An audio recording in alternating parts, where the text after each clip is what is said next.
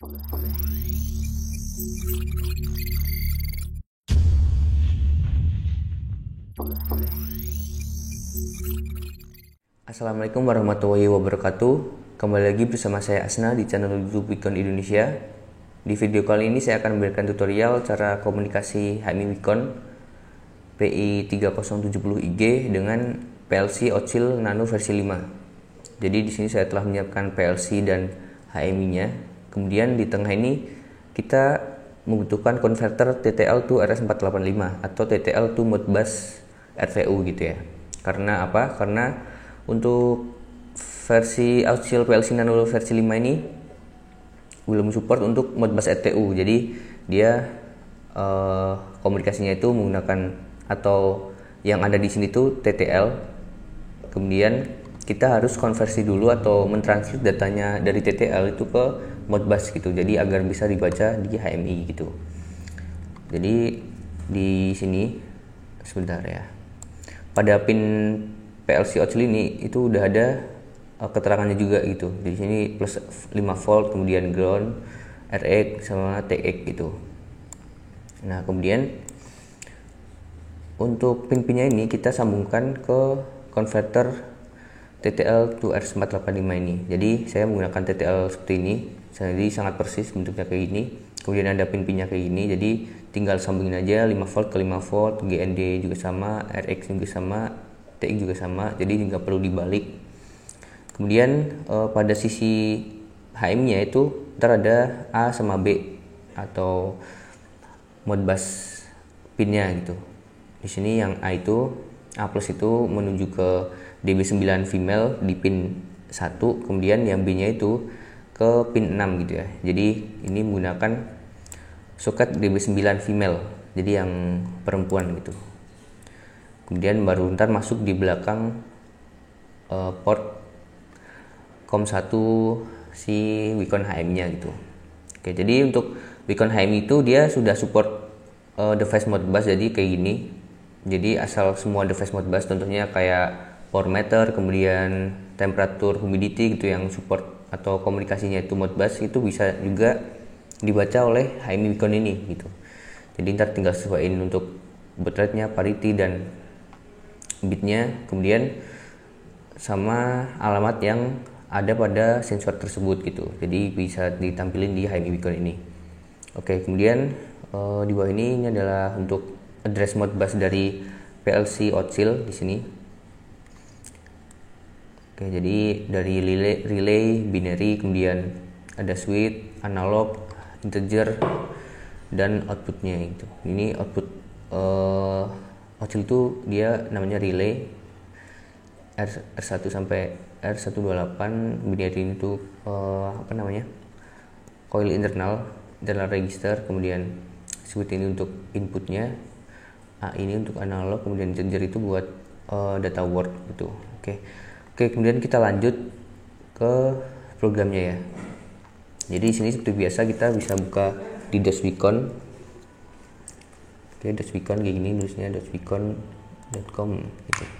Nah, kalau sudah terbuka kita pergi ke HMI. Diklik di sini HMI, kemudian PI Studio. Jadi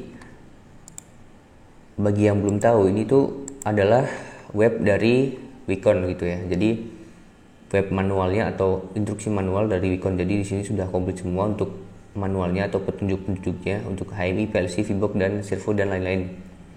Oke, karena kita akan memprogram HMI, jadi kita ke HMI kemudian PI Studio. Nah, contohnya di sini teman-teman ada yang baru belajar HMI Wikon gitu.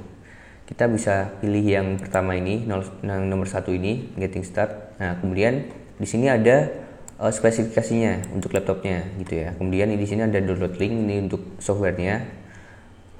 Kemudian ada instalasinya. Jadi udah ada semua di sini petunjuknya, cara instalasi. Kemudian ini ada PI Suite, ini adalah software tambahan untuk tools. Nah, kemudian di sini ada untuk create new project gitu. Jadi cara-caranya kayak gini.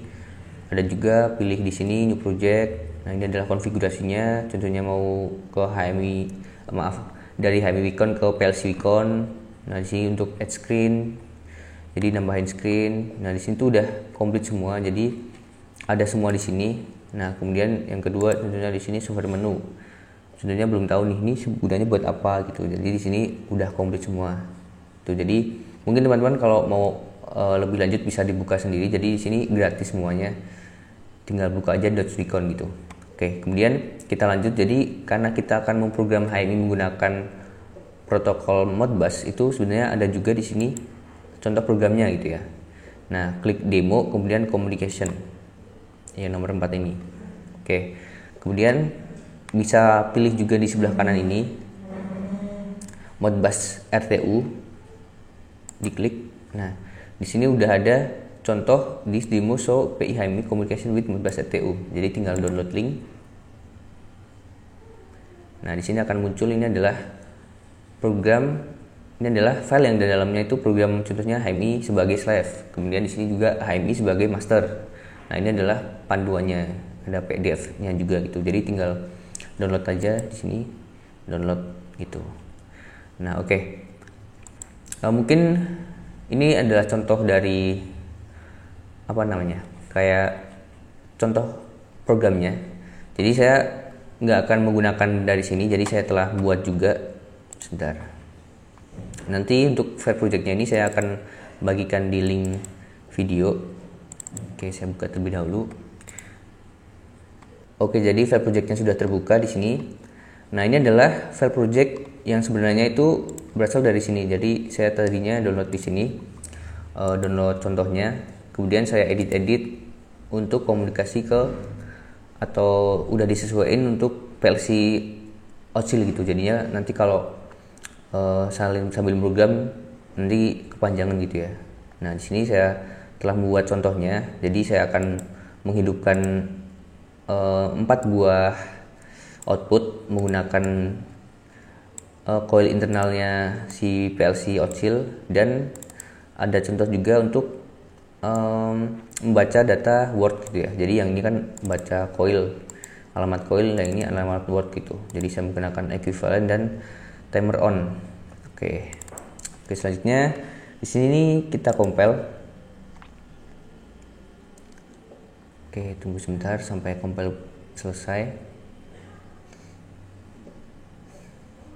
Oke, jadi sebelum itu saya akan menjelaskan komunikasinya di sini. Jadi untuk konfigurasi komunikasinya itu berada di sini di project, kemudian communication.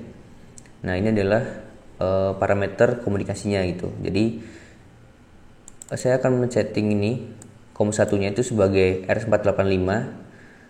Kemudian komunikasi dengan device Modbus. Nah, Modbusnya itu Modbus apa? Di sini saya pilih Modbus RTU slave. Nah, kalau kita ingin komunikasi dengan slave berarti di sini Modbus RTU slave all function. Tapi kalau dia sebagai HMI-nya itu sebagai slave, itu pilihnya yang di sini Modbus RTU master gitu. Oke, jadi ini adalah settingannya juga. Ini ada baud rate-nya berapa, kemudian stop bit-nya berapa, data bit berapa, sama parity-nya itu apa gitu. Jadi settingannya itu seperti ini. Oke, kemudian kita balik lagi, kemudian saya download di sini, download PC to HMI. Oke, saya klik. Oke, jadi saya akan mendownload project ini ke HMI saya gitu. Oke, download successfully, kita klik OK. Nah, HMI-nya sudah ke-reboot. Oke, jadi saya akan membuka untuk program PLC Ocil-nya. Kemudian di sini saya akan membuka file project-nya. Sebentar. Di sini PLC Ocil. Oke. Sebentar. Nah, jadi saya telah membuat program sederhana di sini. Jadi saya memanggil alamat bit binary 1 sampai 4 untuk menghidupkan relay 1 dan relay 1 sampai 4 gitu ya. Jadi seperti pada HMI Beacon ini kayak gini. Jadi ini akan menghidupkan R1, bit B2 akan menghidupkan R2 seperti itu. Nah, kemudian untuk program wordnya itu saya menggunakan contoh untuk equivalent di sini. Jadi apabila data pada A sama dengan data B itu, maka outputnya ini akan hidup. Jadi di sini saya menggunakan alamat I1 atau integer 1 dan integer 2 untuk perbandingannya. Kemudian akan jika nilai keduanya ini sama, maka R5-nya itu akan hidup gitu ya. Jadi output R5 akan hidup. Kemudian untuk data untuk program board kedua itu saya menggunakan timer on di sini. Jadi timer on ini menggunakan alamat T1, kemudian time base-nya itu 1000 milisecond atau 1 detik. Kemudian untuk presetnya ini adalah nilai yang yang akan ditampung atau sumber nilai dari si timer on-nya itu. Kemudian ACC ini adalah aktualnya, jadi ntar akan kebaca. Contohnya saya kasih 3 detik gitu, nanti ACC-nya ini akan menampilkan data 1, 2, 3 hidup gitu. Nah, kemudian saya tarik juga di sini, saya pindahkan data ACC ini ke integer 4. Ini adalah NO dari timer ini, jadi TO-nya ini apabila ntar sudah tercapai itu akan hidup, kemudian menghidupkan R6 seperti itu. Oke. Jadi saya akan di sini mendownload ke PLC-nya terlebih dahulu. Oke, sebentar. Jadi di sini saya mendownload menggunakan USB-B atau USB print. Di sini untuk HMI kan juga sama. Jadi saya akan memindahkan terlebih dahulu ke PLC. Oke, sebentar. Sebelum itu, bagi teman-teman yang belum tahu, nah di sini sebentar di bagian PLC oscill itu ada switch-nya gitu di sini. Nah gini. Jadi di bagian sini ini maaf, kebalik gini ya. Nah sebentar, maaf ya, saya balik-balik malah jadi. Nah di bagian sini itu ada switch 2 di sini, SW2. Nah ini adalah untuk kayak mengganti atau men-switch komunikasinya gitu. Jadi kalau kita mau memprogram pakai USB print menggunakan port ini, itu kita harus memindahkan atau menggeser ke bawah ini, jadi ke USB ini. Tapi kalau kita akan memulai komunikasi menggunakan iBeacon, itu baru ntar kita geser ke atas ke EXT ini, mungkin eksternal gitu ya. Jadi kalau kita memprogram pakai USB pakai port ini, itu kita switch dulu ke bawah ke USB gitu. Soalnya ntar nggak bisa kalau belum di switch gitu. Oke, ini saya switch dulu. Sebentar. Oke, sudah. Kemudian setting. Oke, ini versi nano versi 5. Kemudian port 4. Oke, baud rate-nya kayak gini. Nah, di sini itu perlu diperhatikan baud rate pada PLC sama HMI itu harus disamakan ya. Jadi kalau nggak bisa disamakan ntar nggak bisa komunikasi soalnya gitu. Oke, kalau sudah kita PC to PLC. Oke, tunggu sebentar. Nah, di sini upload berhasil. Jadi PLC-nya sudah terprogram. Oke, seperti itu. Oke, mungkin saya akan menunjukkan menggunakan kamera saya. Sebentar. Oke, ini adalah HMI yang telah saya program tadi. Program ini tadi. Nah, jadi di sini saya telah menyiapkan juga untuk PLC oscill-nya. Kemudian ini terhubung ke konverter.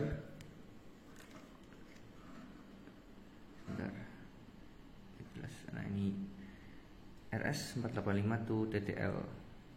Nah, kemudian dia terhubung ke pin DB9 seperti ini. Saya hubungkan ke pin 1 dan pin 6. Oke, sebentar.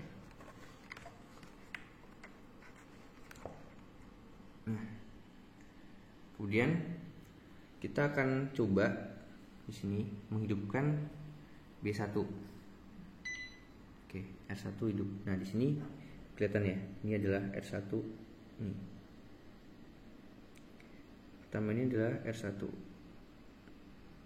Dia hidup. Kemudian kedua di sini R2. Nah, di sini R2 akan hidup. Sebentar, kayaknya kurang jelas ya. Nah, ini R1, ini R2. Oke. Kemudian R3. Nah, di sini gak hidup R3. kemudian R4. Oke, sudah hidup semua ya. Oke, kita next untuk equivalent di sini. Nah, dia langsung hidup karena dia datanya itu sama 0 sama 0. Ini kita akan coba ubah di sini 5. Nah, dia mati karena datanya beda ya. Kemudian kita samain 5. Oke, sama R5 nya hidup. Di sini hidup. Nah, kalau saya bedain dia akan mati. Nah, dia mati ya. Sini dia mati. Nah, gitu. Kemudian untuk timernya, oke, saya setting ke 3 detik. Di sini saya on. Nah, di sini kan kelihatan tuh 1, 2, 3 R6 hidup. Ulangi 1, 2, 3 dia hidup. Ubah cuma 5 detik. Bentar. Oke, 1, 2, 3, 4, 5. Oke, udah berhasil.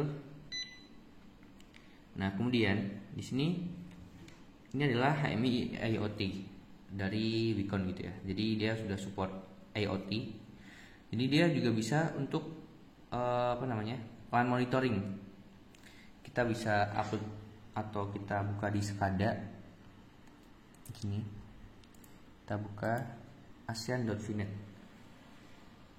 Ini ASEAN.VNet. Kemudian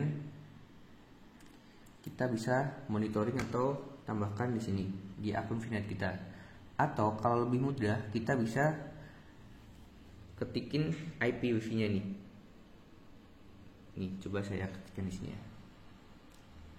192.168.45.151.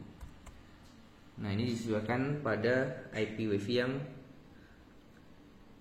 tersambung pada HMI itu. Jadi syaratnya itu laptop kita harus sama wifi-nya, jadi nyambung wifi yang sama gitu ya. Sini, oke. Terus sudah kita enter. Oke. Nah, akan muncul di sini mirroring, jadi sama persis. Gitu ya. Coba sudah saya maximize di sini. Oke. Saya coba. Sebentar saya deketin. Nah, kayak gini ya. Jadi untuk yang di laptop itu akan sama juga tampilannya seperti pada di HMI. Kemudian speednya juga sangat cepat di sini, tergantung pada koneksinya. Nah, kayak gini. Jadi hampir nggak ada delay. 4, oke, mati. 1, 2, 3. Ini sama ya. Di sini juga sama. Kalau saya ubah di HMI, yang di laptop juga akan pindah juga seperti itu. Kemudian kita bisa juga untuk lihat di HP. Nah, untuk itu kita harus download software di sini, aplikasi di handphone. Kita buka VBox, kemudian pilih download software. Nah, ini untuk yang Android ya. Oke, kita scroll. Nah, di sini ada VNet app. Nah, ini untuk yang Android. Kalau yang iPhone atau Apple ntar bisa di App Store. Nah, itu sudah tersedia ya, gitu. Oke, di sini. Oke, saya coba matiin di sini. Sebentar.